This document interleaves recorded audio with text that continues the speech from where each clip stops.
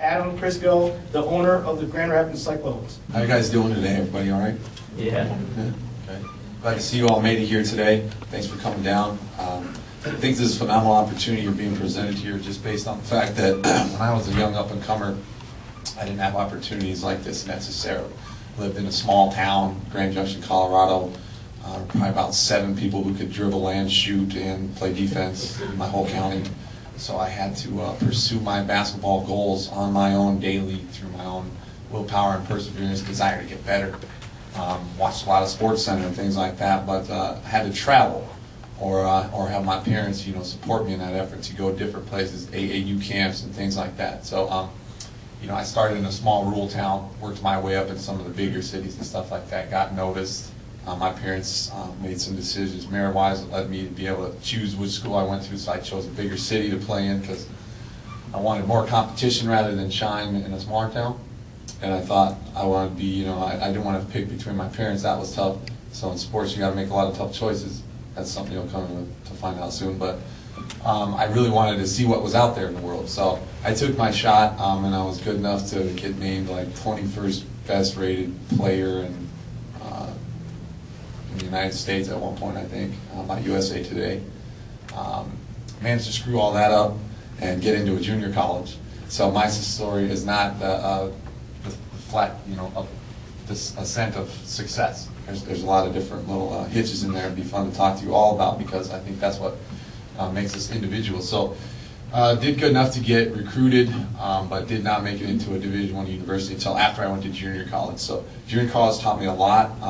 Back in another small town in Colorado about how to humble myself, how to work hard again, get back to my roots about what basketball meant. I was in our gym was maybe 300 people.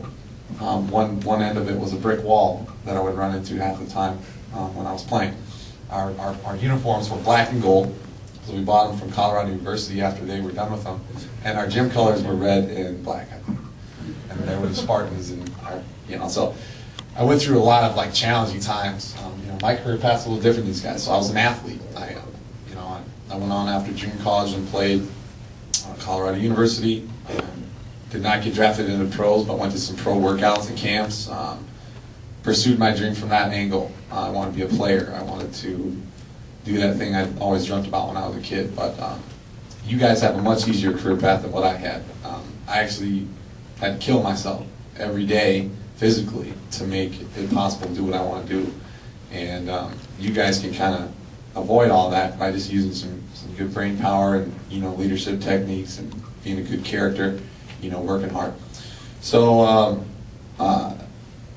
playing around different countries, Argentina, Lithuania, different places, I picked up a lot about what it is to be a professional. At that point I was still just a hooper. So I had to learn what it was to be a man, be a pro, carry my own weight,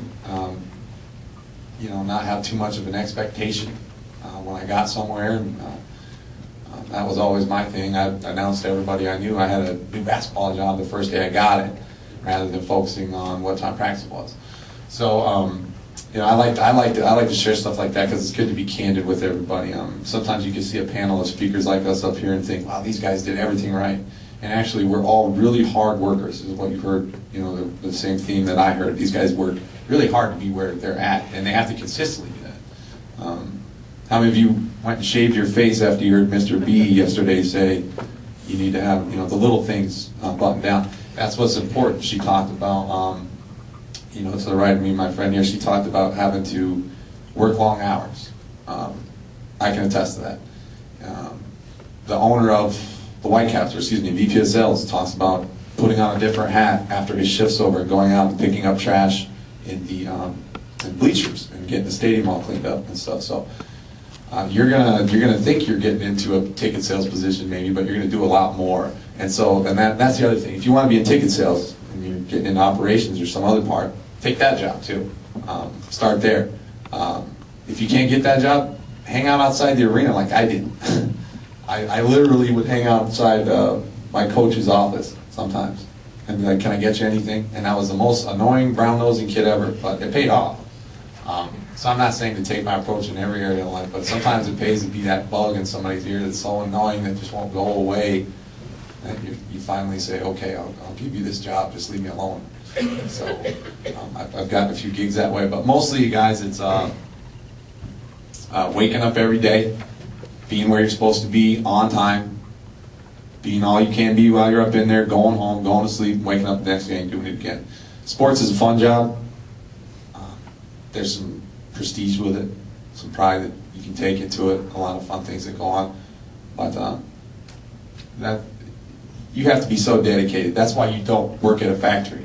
That's why you have a job in sports, because a factory worker, not to take anything away from anyone that's had that kind of a job or may end up there, because not all of you are going to end up in sports, is a tough thing to do if you look at it from that perspective. Well, I want to work in a factory because I know my check's coming. Well, in sales, it may not be there on the same time. In fact, you may get fired the next day.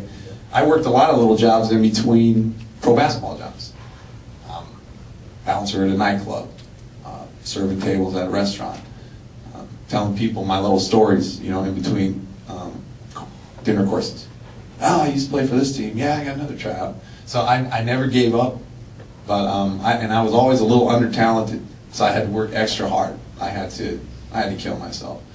I was conditioned, in the mountains of Colorado, so I ran around everybody. Sometimes, I would hear coaches scream out on the court, "Watch that guy, he's so active, slow him down, do something." And I'm not a lights-out shooter or ball handler, but I pushed myself.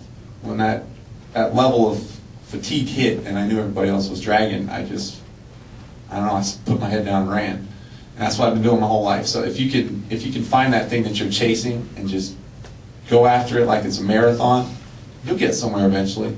I like to keep it real too. Like I said, I don't know that everybody in here will end up with a job in pro sports because it's very difficult. Imagine how many kids there were in my position at my high school, let's just say, that did not end up playing at my university or so on. So you have to be ambitious. You've got to be a go-getter. You have to show me, especially if I'm going to hire you, you don't need to throw anybody under the bus, but you need to show me what you're doing better than the next guy or what you want to do. And impress me more with that than your resume, because I care about fans a little more than Mr. B does, but, he said the right thing. He said, don't tell me how much you love it, just come out and show me. And so when you guys get that opportunity, whether it be at a high school as an assistant coach or athletic director, or if you get an internship with one of these pro sport teams, you better own it. There's a lot of people waiting for that job that would love to work your job, but they have to check in at the factory every day. So, pride yourself on being intelligent enough, talented enough, and dedicated enough to be able to do something like that, but don't ever forget what it takes to get there, what it takes to get there, what it's going to take to stay there. Fill that arena every year.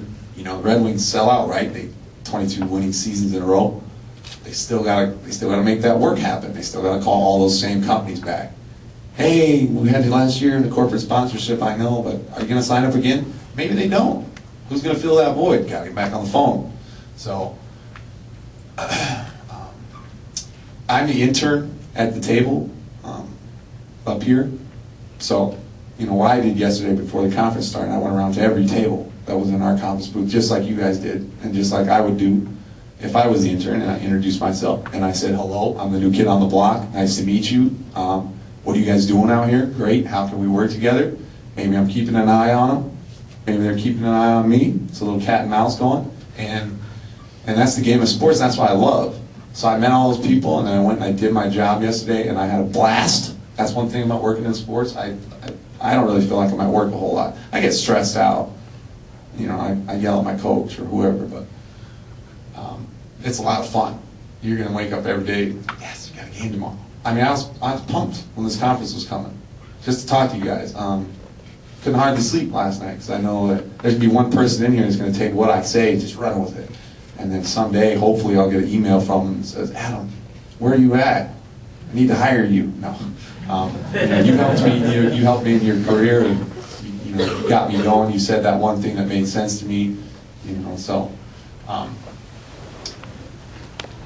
My little silver lining behind all that is if you are the guy who's not the most talented one in the room, or if you're from a small town, or if you weren't 4.0, whatever it is that you feel like is you have a disadvantage, I'm here to tell you, if you just work a little harder, push a little deeper, and pull more out of yourself than you think even you're capable of, then you're going to see some fun things happen for yourself in your career. I look into people. If I'm at my desk, that's kind of a quick way to do it.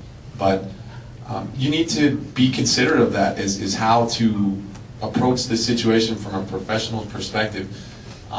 If you don't have a master's degree, you can get a master's in volunteerism and go around to the YMCA, Boys and Girls Club, every town has one, and start putting in hours there. Usually the people there are pretty connected too, so that'll get you a job at least. But I think from an educational perspective, yeah, we want to see experience. We want to know that you worked for your high school's athletic team. A couple people came to me and said, yeah, Adam, I actually played varsity sports. I'm not going to lie, me being an athlete, looking for an organization to start from nothing, I kind of want to grab an athlete because I know that they will put in the hours in the gym, or AKA office, to build this team.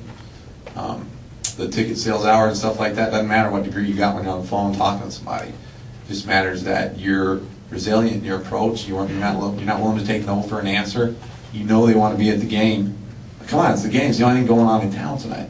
So it's all about you as an individual, how you can sell yourself. I'd advise all of you, if you've tried to get into sports and you can't, get into the sales side of life. A lot of jobs that I had too were in sales and still are. So it's a very useful skill.